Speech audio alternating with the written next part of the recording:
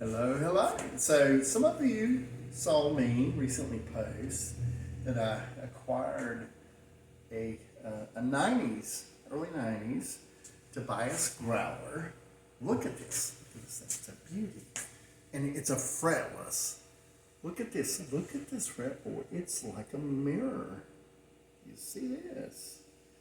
Um, it turns out that in the early 90s, when Gibson acquired Tobias, and Michael Tobias was still on staff at Gibson, that they made a 40 to 50 fretless growlers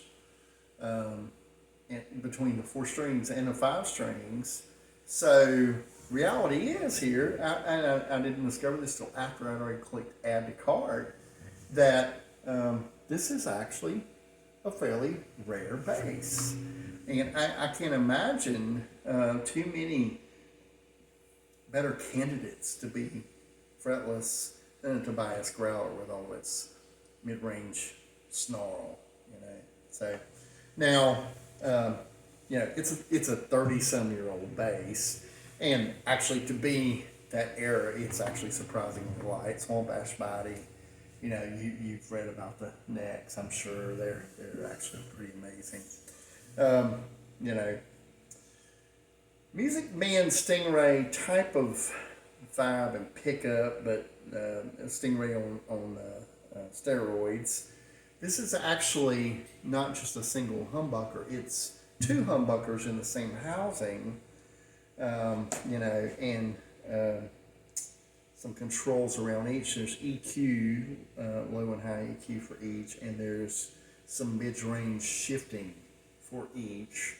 And the blend control here sets it to the bridge side of the bridge humbucker, or to the neck humbucker, or a blend of the two. So it's really, really versatile, really gnarly. It's This bass has an incredible amount of mid-range punch. Now, conventional knowledge says that you put flat wounds on a fretless, and I don't like flat wounds on I don't like them on a fretless. I don't like them on a fretted bass. I don't like how they sound. I don't like how they play. I don't like flat wounds at all. Now, I do have an electric upright that has flat wounds, and I actually do like them on that one. But that is the only bass that I have experienced in my quite long lifetime that I actually liked flat wounds on. So my first order of business, the jack had to be replaced because it was so loose after 30 years it would barely hold a cable in, and just wiggling a cable like this would make a bunch of pops from the amp, from the active electronics, the power going off and on, right? So a local operation replaced this jack for me. Call out to Portman's Music in Savannah, Georgia. They turned it around in a single day, and awesome price, quality work, beautifully done, all good. Now, my first order of business, of course, was to take those heavy gauge flat wounds off of this bass and put some light gauge nickel rounds onto it.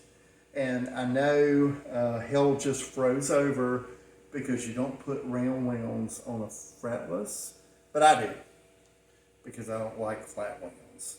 And yes, I know round wounds on a fretless will destroy the fretboard, but I've had plenty of fretlesses that, after having played round wounds for years, still look like a mirror. So I'll do what's right for me. You do what's right for you. Now, moving on, there's a reason that I like to put rounds, nickel rounds, which aren't as abrasive as stainless steel rounds, but they're still they're manageable. There's a reason that I like to put rounds on a fretless, and I'm going to show you that. So take notes. If you fret notes on a fretless with the tip of your finger, it's the hard part of your finger, it tends to have a very clear sound.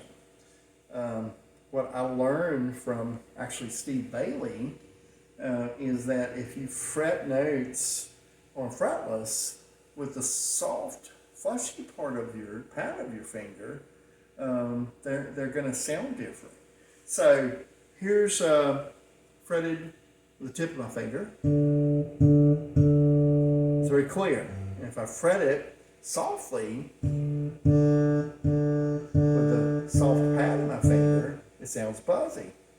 So that is how I set up a fretless. I adjust the neck, the curvature of the neck, adjust the string height, get it the right combination to where I can do fingertip is clear,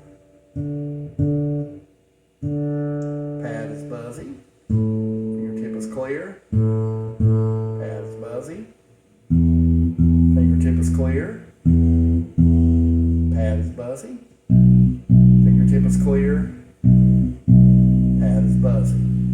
Now, why do I do that? Well, I'll show you. So I can do things like this, right?